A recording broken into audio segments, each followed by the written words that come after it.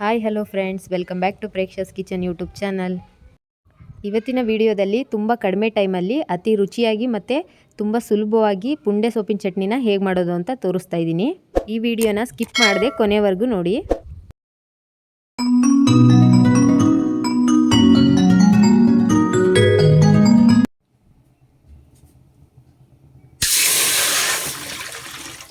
ಮೊದಲಿಗೆ ಒಂದು ಪಾತ್ರೆ ಕಾಯಕ್ಕೆ ಇಟ್ಬಿಟ್ಟು ಅದಕ್ಕೆ ಒಂದು ಅರ್ಧ ಭಾಗದಷ್ಟು ನೀರು ಹಾಕ್ತಾ ಇದ್ದೀನಿ.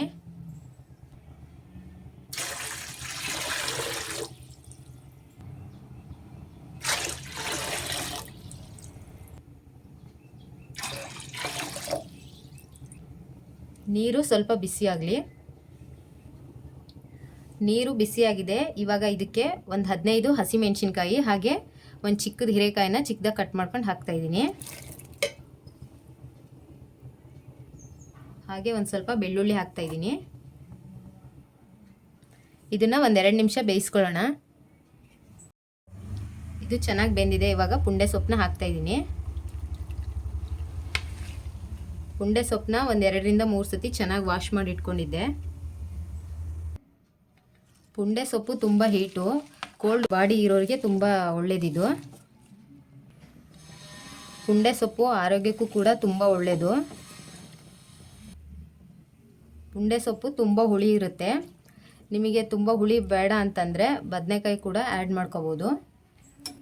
ನನಗೆ ಮೀಡಿಯಮ್ ಹುಳಿ ಸಾಕಾಗಿರೋದ್ರಿಂದ ನಾನು ಹೀರೆಕಾಯಿನ ಹಾಕಿದ್ದೀನಿ. ಒಂದು 2 ನಿಮಿಷಕ್ಕೇ ಪುಂಡೆ ಸೊಪ್ಪು ಈ ಥರ ಕಲರ್ ಚೇಂಜ್ ಆಗಿಬಿಡುತ್ತೆ. ಇದನ್ನು ಇವಾಗ ಒಂದು 2ರಿಂದ 3 ನಿಮಿಷ ಬೇಯಿಸ್ಕೊಳ್ತಾ ಇದ್ದೀನಿ. ಇದು ಕುದಿಯುವಾಗ ಉಕ್ಕುತ್ತೆ, ಹಾಗಾಗಿ ಕುದಿಯುವಾಗ ಲೋ ಫ್ಲೇಮಲ್ಲೇ ಇಟ್ಕೊಳ್ಳಿ. ಇದನ್ನ ಒಂದ್ಸತಿ ತಿರುಗಿಸ್ಕೊಳ್ಳೋಣ. ಪುಂಡೆ ಸೊಪ್ಪು ಇವಾಗ ಚೆನ್ನಾಗಿ ಬೆಂದಿದೆ. ಇವಾಗ ಸ್ಟವ್ ಆಫ್ ಮಾಡಿಬಿಟ್ಟು ನೀರನ್ನೆಲ್ಲ ಸೋಸ್ಕೊಳ್ತೀನಿ. ಪುಂಡೆ ಸೊಪ್ಪಲ್ಲಿ ನೀರಿನ ಅಂಶ ಜಾಸ್ತಿ ಇರೋದ್ರಿಂದ ಒಂದು 5 ನಿಮಿಷನಾದರೂ ಅದನ್ನ ಸೋಸೋಕ್ಕಿಡಬೇಕು. ಪುಂಡೆ ಸೊಪ್ಪನ್ನ ಒಂದು ಮಡಿಕೆಗೆ ಹಾಕ್ಬಿಟ್ಟು ಸ್ಮ್ಯಾಶ್ ಮಾಡ್ಕೊಳ್ತೀನಿ. ಇವಾಗ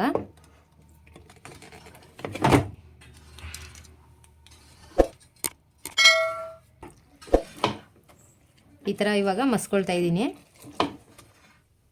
ಪುಂಡೆ ಸೊಪ್ಪನ್ನ ಈ ಥರ ಸ್ಮ್ಯಾಶ್ ಮಾಡಿ ಇಟ್ಕೋಬೇಕು. ನಿಮ್ಮ ಹತ್ರ ಈ ಥರ ಮಣ್ಣಿನ ಮಡಿಕೆ ಇಲ್ಲ ಅಂತಂದರೆ ಮಿಕ್ಸಿ ಕೂಡ ನೀವು ಗ್ರೈಂಡ್ ಮಾಡ್ಕೋಬೋದು. ಇವಾಗ ಒಗ್ಗರಣೆ ಹಾಕ್ಕೊಳ್ಳೋಣ. ಇವಾಗ ಅದೇ ಪಾತ್ರೆಗೆ ಒಂದು 3 ಸ್ಪೂನ್ ಎಣ್ಣೆ ಹಾಕ್ತಾ ಇದ್ದೀನಿ.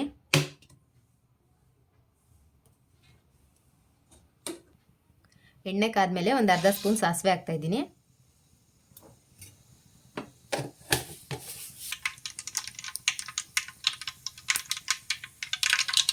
ಇವಾಗ ಒಂದು 2 ಈರುಳ್ಳಿನ ಸ್ಲೈಸಾಗಿ ಕಟ್ ಮಾಡ್ಕೊಂಡು ಹಾಕ್ತಾ ಇದ್ದೀನಿ.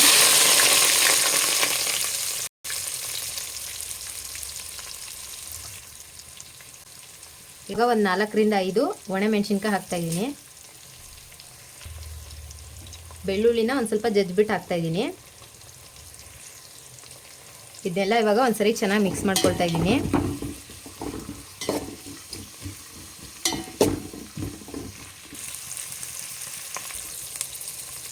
ಇದನ್ನೆಲ್ಲ ಇವಾಗ ಒಂದು 2 ನಿಮಿಷ ಚೆನ್ನಾಗಿ ಫ್ರೈ ಮಾಡ್ಕೊಳ್ಳೋಣ.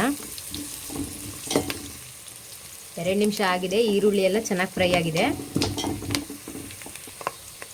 ಇವಾಗ ಸ್ಮ್ಯಾಶ್ ಮಾಡಿ ಇಟ್ಕೊಂಡಿರೋ ಪುಂಡೆ ಸೊಪ್ಪನ್ನ ಹಾಕ್ತಾ ಇದ್ದೀನಿ.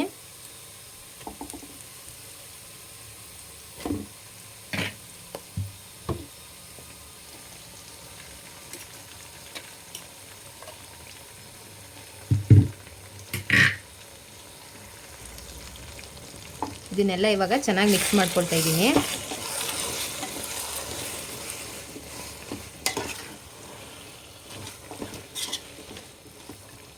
ನಾವು ಸ್ಮ್ಯಾಶ್ ಮಾಡ್ಕೊಳ್ಳುವಾಗ ಉಪ್ಪು ಹಾಕಿರಲಿಲ್ಲ, ಸೊ ಇವಾಗ ಎಷ್ಟು ಬೇಕೋ ಅಷ್ಟು ಉಪ್ಪು ಹಾಕ್ತಾ ಇದ್ದೀನಿ. ಸ್ಮ್ಯಾಶ್ ಮಾಡ್ಕೊಳ್ಳುವಾಗ ಒಂದು ಅರ್ಧ ಸ್ಪೂನ್ ಉಪ್ಪು ಹಾಕಿದ್ದೆ. ಇವಾಗ ಟೇಸ್ಟ್ ನೋಡಿಕೊಂಡು ಮತ್ತೆ ಒಂದು ಅರ್ಧ ಸ್ಪೂನಷ್ಟು ಉಪ್ಪು ಹಾಕ್ತಾ ಇದ್ದೀನಿ.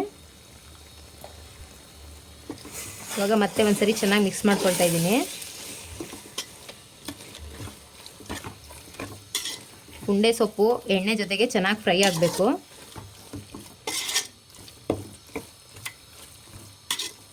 ಇದನ್ನ ಲೋ ಫ್ಲೇಮಲ್ಲೇ ಒಂದು 2 ನಿಮಿಷ ಚೆನ್ನಾಗಿ ಫ್ರೈ ಮಾಡ್ಕೊಳ್ಳೋಣ.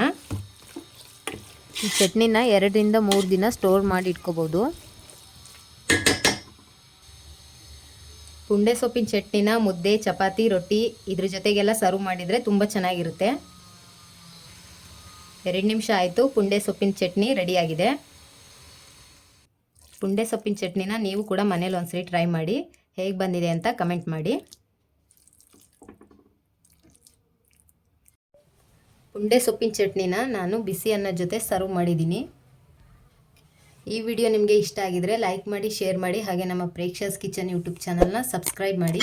Thank you for watching.